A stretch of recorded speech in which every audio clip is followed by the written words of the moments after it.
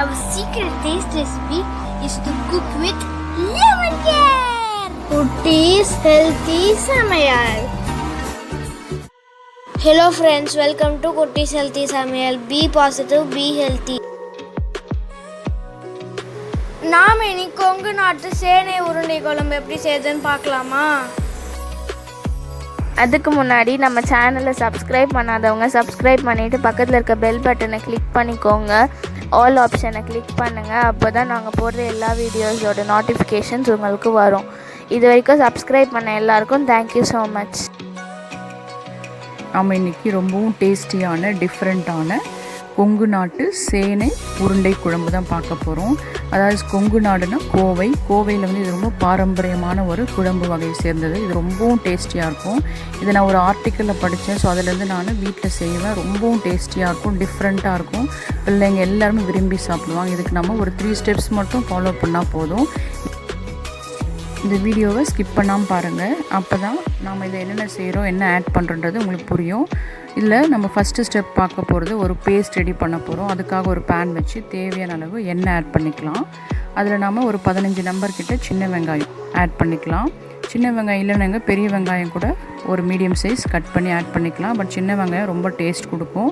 இதோடு ஆட் பண்ணுறதுக்கு ஒரு 3 பீஸ் தேங்காய் சின்னதாக கட் பண்ணி எடுத்து வச்சுக்கேன். 1 ஸ்பூன் சோம்பு, 1 ஸ்பூன் சீரகம், 1 ஸ்பூன் மல்லித்தூள் நீங்கள் மல்லியே ஆட் பண்ணிக்கலாம். இப்போ இதெல்லாம் வெங்காயத்தோடு ஆட் பண்ணி நல்லா நம்ம வதக்கி விட்டுக்கலாம். வதக்கி விட்டுட்டு இது கொஞ்சமாக வதங்கி வரணும். அந்த எண்ணெயிலேயே தேங்காய்லாம் நல்லா வதங்கி வந்துடும். இது வதங்கி வர ஸ்டேஜில் நாம் ஒரு 1/2 ஸ்பூன் மஞ்சள் ஆட் பண்ணிக்கலாம். நம்ம மஞ்சள் நல்லா மிக்ஸ் பண்ணி விட்ட பிறகு இறக்குற ஸ்டேஜில் 1 ஸ்பூன் மிளகாய்த்தூள் ஆட் பண்ணிக்கலாம். ஏன்னா முதலே நம்ம ஆட் பண்ணோம்னா அது கருகிடும். ஸோ இறக்கும்போது நம்ம அதோட ஆட் பண்ணி ஆஃப் பண்ணிடலாம் ஸ்டவ்வை. இப்போ இது நல்லா ஆறின பிறகு ஒரு மிக்சியில் ஆட் பண்ணி நம்ம நல்லா பிளெண்ட் பண்ணி எடுத்துக்கலாம். அவ்வளோதான், நம்மளோட பேஸ்ட் ரெடி ஆகிடுச்சு. இந்த பேஸ்ட் நல்லா நம்ம நைஸாக அரைச்சி எடுத்துக்கணும். இதை அரைக்கும் போதே நமக்கு அந்த ஃப்ளேவர் ரொம்ப சூப்பராக வரும். இது வந்து மிக்ஸி அலசின தண்ணி ஒரு 1/2 டம்ளர் இருக்குது. அதை நம்ம அப்புறம் ஆட் பண்ணிக்கலாம். நம்மளோட செகண்ட் ஸ்டெப் சேனைக்கிழங்கு உருண்டை அதான் ப்ரிப்பேர் பண்ண போகிறோம். இதுக்காக நான் ஒரு 1/4 கிலோ சேனைக்கிழங்கு எடுத்து அதை தோல் சீவி நல்லா துருவி வச்சுருக்கேன். சில கிழங்கு வந்து மாவு மாதிரி நல்லாயிருக்கும், சில கிழங்கு அரிப்பு அதிகமாக இருக்கும். அதனால் கையில் நீங்கள் க்ளவுஸ் மாதிரிலாம் கவர் ஆர்டினரி கவர் கூட மாட்டிட்டு நீங்கள் செய்யலாம். அப்புறம் இதில் இருக்கிற நம்ம தண்ணியை நல்லா பிழிஞ்சு எடுத்துடணும். ஏன்னா அது சில கிழங்குல அரிப்பு அதிகமாக இருக்கும். நல்லா பிழிஞ்சு ட்ரையாக நம்ம இந்த கிழங்கு எடுத்துக்கலாம். இங்கே பாருங்கள், இதில் இவ்வளோ சாறு வருது. இதை நம்ம அப்படியே கொட்டிடணும். இது யூஸ் பண்ண போகிறதில்ல, ஏன்னா அது அரிப்பு எடுக்கும். அதுக்காக தான் இப்போ நம்ம இது ரெடி பண்ணுறதுக்காக ஒரு பேன் வச்சு அதில் தேவையான அளவு எண்ணெய் ஆட் பண்ணிக்கலாம். எண்ணெய் நல்லா சூடான பிறகு இதுக்காக நான் ஒரு மீடியம் சைஸ் வெங்காயம் கட் பண்ணி எடுத்து வச்சுருக்கேன். இதை நாம் இதில் ஆட் பண்ணிக்கலாம். ஆட் பண்ணி நல்லா கொஞ்சம் வதக்கி விட்டுக்கலாம். இது நல்லா வதங்கிறதுக்காக இதுக்கு தேவையான அளவு சால்ட் ஆட் பண்ணிக்கலாம். அதாவது இந்த சேனைக்கிழங்குக்கு தேவையான அளவு மட்டும் நம்ம சால்ட் ஆட் பண்ணி நல்லா வதக்கி விட்டுக்கலாம். இது நல்லா வதங்கி வரணும். இது நல்லா வதங்கி வந்த பிறகு நாம் இதோட 1 ஸ்பூன் இஞ்சி பூண்டு பேஸ்ட் ஆட் பண்ணிக்கலாம். இஞ்சி பூண்டு பேஸ்ட் ஆட் பண்ண பிறகு நம்ம பொடியாக கட் பண்ணி எடுத்து வச்சுக்க கொத்தமல்லியாக ஆட் பண்ணி நல்லா வதக்கி விட்டுக்கலாம். இதோட பச்சை வாசனை போகிற வரைக்கும் நல்லா வதங்கி வரணும். ஆயில் வேணால் நீங்கள் கூட இன்னும் ஆட் பண்ணிக்கலாம். ஏன்னா இதுக்கு ஆயில் அதிகமாக இருந்தால் ரொம்ப டேஸ்ட் இருக்கும். நல்லா வதங்கி வந்துடுச்சு. இந்த ஸ்டேஜில் நாம் 1 ஸ்பூன் சோம்புத்தூள் இதை ஆட் பண்ணிக்கலாம். இதை அதுக்கு நல்ல ஃப்ளேவர் கொடுக்கும். ஸோ சோம்புத்தூள் ஆட் பண்ண பிறகு 1/2 ஸ்பூன் மஞ்சள் இதை ஆட் பண்ணிவிட்டு ரெட் சில்லி போடாத மிளகாய்த்தூள் அது 1 ஸ்பூன் ஆட் பண்ணிக்கலாம். அதாவது இந்த காய்க்கு தேவையானது. இதை ஆட் பண்ணி நல்லா வதக்கி விட்ட பிறகு நாம் இதோட 1/2 ஸ்பூன் பிரியாணி மசாலா பவுடர், அதாவது கரம் மசாலா பவுடர். இது நாங்கள் எப்போவுமே பிரியாணி மசாலா பவுடர் தான் யூஸ் பண்ணுவோம். இது வீட்டில் எப்படி ப்ரிப்பேர் பண்ணுறது நாங்கள் ஆல்ரெடி ஒரு வீடியோ லோட் பண்ணியிருக்கோம். அந்த லிங்க்கு நாங்கள் டிஸ்கிரிப்ஷன் பாக்ஸில் கொடுத்துருக்கோம், செக் பண்ணிக்கோங்க. அப்படி இல்லைனா நீங்கள் கரம் மசாலாவை ஆட் பண்ணிக்கலாம். ஆட் பண்ணி நல்லா வதக்கி விட்டுக்கோங்க. நல்லா வதங்கின பிறகு நம்ம எடுத்து அதாவது சாப் பண்ணி எடுத்து வச்சுருக்கோம் இல்லையா சேனைக்கிழங்கு, அதை நம்ம இதோட ஆட் பண்ணி நல்லா அந்த மசாலாவோட கலந்து வரும்படிக்கு மிக்ஸ் பண்ணி நம்ம ஒரு பிளேட் போட்டு மூடி அதை வேக வைக்கலாம். ஏன்னா இது அப்படியே வெந்து வரணும். இது தண்ணி ஆட் பண்ணக்கூடாது. தண்ணி ஆட் பண்ண நமக்கு பால்ஸ் பிடிக்க முடியாது. ஸோ அப்படியே நம்ம பிளேட் போட்டு மூடி வைக்கலாம். இல்லை கொஞ்சமாக நீங்கள் தண்ணி தெளித்து கூட ஆட் பண்ணிக்கலாம்.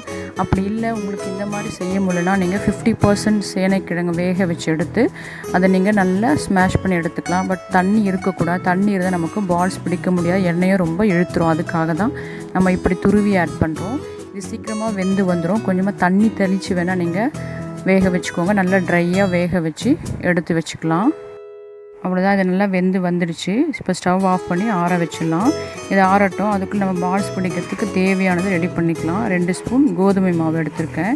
இதுக்கு மைதா தான் எடுக்கணும். பட் மைதா அந்த டைம் எனக்கு அவைலபிளாக இல்லை. கடைங்களும் க்ளோஸ் ஆகிருக்கு லாக்டவுனில். அதனால் கோதுமை மாவு எடுத்துட்டேன். தேவையான உப்பு ஆட் பண்ணிக்கலாம். 1/2 ஸ்பூன் ரெட் சில்லி பவுடர், அதான் நான் காஷ்மீரி சில்லி பவுடர் தான் எடுத்திருக்கேன். அது காரம் கம்மியாக இருக்கும், பட் கலரிங் நல்லாயிருக்கும், அதுக்காக அதை எடுத்திருக்கேன். இதை நல்லா நம்ம மிக்ஸ் பண்ணி விட்டுட்டு கொஞ்சமாக தண்ணி ஆட் பண்ணி நம்ம பஜ்ஜி மாவு பதத்துக்கு நல்லா மிக்ஸ் பண்ணி விட்டுக்கலாம். அந்த மாதிரி இருந்தால் நல்லா பால்ஸில் ஒட்டி வரும் மாவு. இங்கே பாருங்கள், இந்த கன்சிஸ்டன்சி போதும், ரொம்ப தண்ணியாக இருக்கக்கூடாது. அடுத்தது தேவையான அளவு bread crumbs, tomato sauce, chilli சாஸ்லாம் எப்படி செய்யுது நாங்கள் ஆல்ரெடி ஒரு வீடியோ லோட் பண்ணியிருக்கோம். அதோட லிங்க்கு நாங்கள் டிஸ்கிரிப்ஷன் பாக்ஸில் கொடுக்குறோம், செக் பண்ணிக்கோங்க. இப்போ நமக்கு எல்லாம் பால்ஸ் பிடிக்க கரெக்டாக இருக்குது. இது நம்மளோட சேனைக்கிழங்கு வறுவல், இதுவும் நல்லா ரெடியாக இருக்குது. இதை நம்ம நல்லா பால்ஸாக நல்லா டைட்டாக பிடிச்சிக்கலாம். நல்லா பால்ஸ் மாதிரி பிடிச்சி இந்த மாவில் நம்ம டிப் பண்ணி பிரெட் க்ரம்ஸில் ஸ்ப்ரெட் பண்ணி எடுத்துக்கலாம். இதே போல் எல்லா பால்ஸும் நம்ம செஞ்சு எடுத்துக்கலாம். இது செய்யும் போதே ஒரு சில ஹெல்த் பெனிஃபிட்ஸை நம்ம பார்த்துக்கலாம். சேனைக்கிழங்கு நமக்கு நிறைய நியூட்ரிஷன் இருக்குது. இது நமக்கு நல்ல செரிமான வளர்ச்சிக்கு உதவுது. நம்ம வெயிட் லாஸ்க்கு ரொம்ப ஹெல்ப் பண்ணுது. அதே சமயம் நம்ம கொலஸ்ட்ரால் லெவல் நார்மலாக இருக்கும்படிக்கு இது ரொம்ப ஹெல்ப் பண்ணுது. இப்போது நம்மளோட பால்ஸ்லாம் ரெடி ஆகிடுச்சு. இப்போ இதை நம்ம எண்ணெயில் பொரித்து எடுத்துக்கலாம்.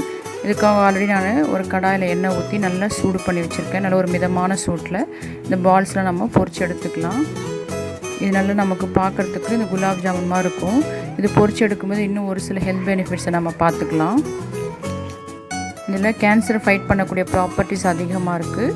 நம்ம ப்ளட் சுகர் லெவலை வந்து இம்ப்ரூவ் பண்ணுது. அதே சமயம் நம்ம பிரெயின் ஃபங்க்ஷனை நல்லா ஸ்ட்ரென்தன் பண்ணுது. ஸோ இந்த மாதிரி சேனைக்கிழங்கில் அதிகமான பெனிஃபிட்ஸ் இருக்குது நமக்கு. இதை நம்ம இந்த மாதிரி டிஃப்ரெண்ட் டைப்ஸ் எடுக்கும்போது நமக்கு அந்த ஹெல்த் பெனிஃபிட்ஸும் கிடைக்கும். பாருங்கள், நம்மளோட சேனைக்கிழங்கு உருண்டைகள் ரெடி ஆகிடுச்சு. இது எவ்வளோ குலாப் ஜாமுன் மாதிரி இருக்குது பாருங்கள். இதை அப்படியே சாப்பிட்லாம். இந்த பால்ஸ் அவ்வளோ டேஸ்டியாக இருக்கும். பிள்ளைங்க அப்படியே சாப்பிட்டு இதை காலி பண்ணிட்டாங்க. நிறைய பால்ஸ் செஞ்சோம், பட் 5 தான் எனக்கு மீதியாக இருந்தது. அதை வச்சு தான் நான் குழம்பு செஞ்சேன். ஈவினிங் ஸ்நாக்ஸ் மாதிரி கூட நீங்கள் பிள்ளைங்களுக்கு இதை செஞ்சு கொடுக்கலாம். நல்லா விரும்பி சாப்பிடும். அவ்வளோ டேஸ்டியாக இருந்தது. பாருங்கள், பார்க்கறதே குலாப் ஜாமுன் இருக்குது. இப்போ நாம் இதுக்காக கிரேவி எப்படி செய்யுதுன்னு பார்க்கலாம் வாங்க. இதுதான் இதோட 3rd ஸ்டெப். நாம் குழம்பு தாளிச்சிக்கலாம். இதுக்காக ஒரு பேன் வச்சு தேவையான அளவு எண்ணெய் ஆட் பண்ணிக்கலாம். எண்ணெய் நல்லா காஞ்சி வந்த பிறகு 1 ஸ்பூன் கடுகு ஆட் பண்ணிக்கலாம். அந்த கடுகுலேயே நான் சீரகமும் உளுந்து ஆட் பண்ணியிருப்பேன். நல்லா நமக்கு ஃப்ளேவர் கொடுக்கும். பொரியும் போது நல்லா பொரிஞ்ச பிறகு 3 வரமிளகாய் ஆட் பண்ணியிருக்கேன். உங்கள் காரத்துக்கு ஏற்றப்ப நீங்கள் இன்னும் கூட ஆட் பண்ணிக்கலாம். இதுக்காக 2 மீடியம் சைஸ் வெங்காயம் பொடியாக கட் பண்ணி எடுத்து வச்சுருந்தேன், அதை ஆட் பண்ணிட்டேன். நல்லா வதக்கி விட்டுக்கலாம். அது வதங்கிறதுக்காக தேவையான உப்பு ஆட் பண்ணிக்கலாம். உப்பு ஆட் பண்ணும்போது பார்த்து ஆட் பண்ணிக்கோங்க. ஏன்னா நம்ம ஆல்ரெடி பால்ஸில், அதாவது அந்த உருண்டைகளில் நம்ம ஆட் பண்ணியிருக்கோம். நெக்ஸ்ட் இந்த பேஸ்ட்டில் ஆட் பண்ணியிருக்கோம். அதில் கரெக்டாக ஆட் பண்ணிக்கோங்க. வதங்கட்டும். இப்போ நம்மளோட இந்த உருண்டைகள்லாம் ரெடியாக இருக்குது. இப்போ வெங்காயம் நல்லா வதங்கி வந்திருக்கு. இந்த டைமில் 2 மீடியம் சைஸ் தக்காளி பொடியாக கட் பண்ணி எடுத்து வச்சுருக்கேன். அதையும் நம்ம ஆட் பண்ணி நல்லா வதக்கி விட்டுக்கலாம். இது நல்லா மேஷ் ஆகி வரணும். நமக்கு நல்லா வதங்கினா தான் அந்த டேஸ்ட் நமக்கு கிடைக்கும். இது கொஞ்சம் நல்லா வதங்கின பிறகு இதோடைய நாம் எடுத்து வச்சுருக்க கருவேப்பிலையும் மீதி கொத்தமல்லி அதையும் நம்ம இதோட ஆட் பண்ணி நல்லா வதக்கி விட்டுக்கலாம். இது நல்லா வதங்கி வரணும். இது பார்க்குறது தான் உங்களுக்கு வேலை அதிகமாக தெரியும். பட் நீங்கள் 1 by 1 செய்யும்போது ரொம்ப சீக்கிரமே முடிஞ்சிடும். அதுவும் இல்லாமல் ரொம்ப டேஸ்டியான குழம்பு, டிஃப்ரெண்ட்டான டேஸ்ட் இருக்கும். இது நல்லா வதங்கி வந்துடுச்சு. பாருங்கள், நல்லா பேஸ்ட் மாதிரி ஆகிடுச்சு. இந்த ஸ்டேஜில் நாம் 1/2 ஸ்பூன் மஞ்சள் ஆட் பண்ணிக்கலாம். ஆட் பண்ணி நல்லா மிக்ஸ் பண்ணி விட்ட பிறகு 1/2 ஸ்பூன் இஞ்சி பூண்டு பேஸ்ட் இதையும் நாம் இதோட ஆட் பண்ணி நல்லா வதக்கி விட்டுக்கலாம். இது நல்லா பச்சை வாசனை போகிற வரைக்கும் வதங்கணும். இது வதக்கின பிறகு நாம் ஆல்ரெடி அரைச்சி எடுத்து வச்சுருந்த அந்த பேஸ்ட் அதையும் நாம் இதோட ஆட் பண்ணிக்கலாம். ஆட் பண்ணி நல்லா மிக்ஸ் பண்ணி விட்டுக்கலாம். அதோடு நான் கொஞ்சம் தண்ணி ஆட் பண்ணிக்கிறேன், இல்லை அப்படியே அடிப்பிடிக்கும் அந்த பேஸ்ட் ஆட் பண்ணது.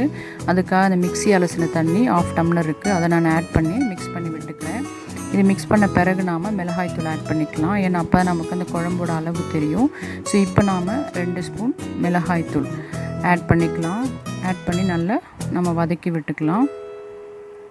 இந்த காரம் வந்து உங்கள் டேஸ்ட்டை பொறுத்து நீங்கள் இன்னும் கூட தேவைன்னு ஆட் பண்ணிக்கலாம். அதுக்கு அடுத்ததாக 1 ஸ்பூன் பிரியாணி மசாலா பவுடர் இதையும் நான் ஆட் பண்ணி நல்லா வதக்கி விட்டுக்கிறேன். இது நல்லா நமக்கு இந்த மிக்ஸ் பண்ணி விடும்போது அந்த ஃப்ளேவர் ரொம்ப நல்லாயிருக்கும். இப்போ பாருங்கள், நல்லா கொதித்து வருது. உங்களுக்கு தண்ணி வந்து எவ்வளோ தேவையோ அவ்வளோ ஆட் பண்ணிக்கோங்க. நாங்கள் கிரேவியாக வேணும் தான் இவ்வளோ திக்காக நான் இறக்க போகிறேன்.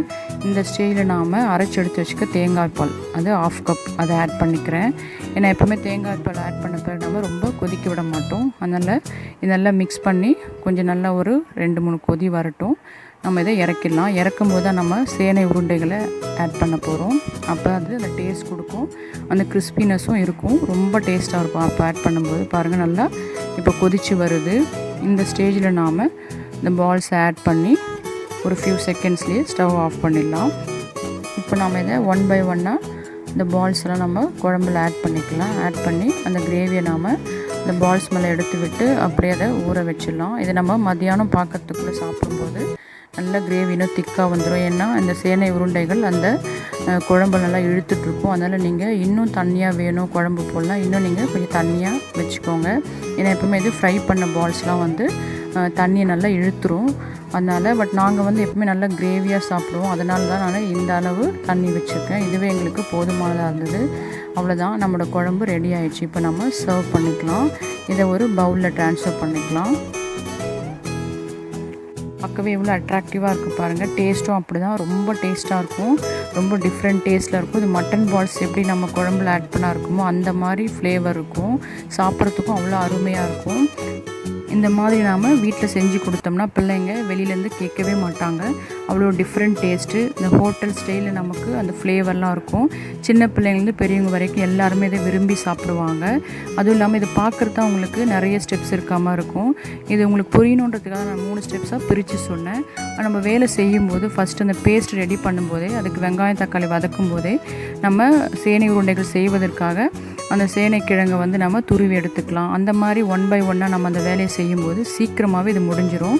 நெக்ஸ்ட்டு அந்த பால்ஸ் நம்ம செய்யும்போது, அதாவது அந்த சேனைக்கிழங்கை வதக்கும் போதே இன்னொரு சைடு நம்ம வெங்காயம் தக்காளி குழம்புக்காக வதக்கிடலாம்.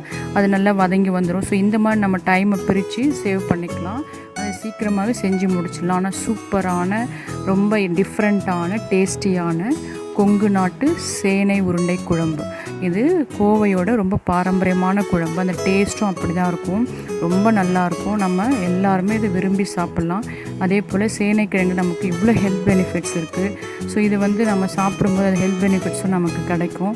இதை இன்னும் நாம் எப்படி சாப்பிட்லான்னா, நல்ல சூடான சாதத்து மேலே நம்ம நல்ல நெய்யை உருக்கி ஆட் பண்ணி அது மேலே இந்த சேனை உருண்டை குழம்பை ஆட் பண்ணி நம்ம சாப்பிட்டோம்னா டேஸ்ட் ரொம்ப சூப்பராக இருக்கும்.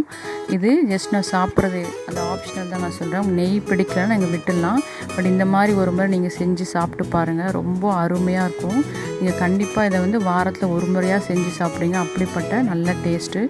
ஸோ நீங்களும் இதை செஞ்சு பார்த்து சாப்பிட்டுட்டு எங்களுக்கு கமெண்ட் பண்ணுங்கள். தேங்க்யூ. Yummy tasty. நீங்களும் ட்ரை பண்ணுங்கள், என்ஜாய் பண்ணுங்கள், ஹெல்த்தியாக இருங்க.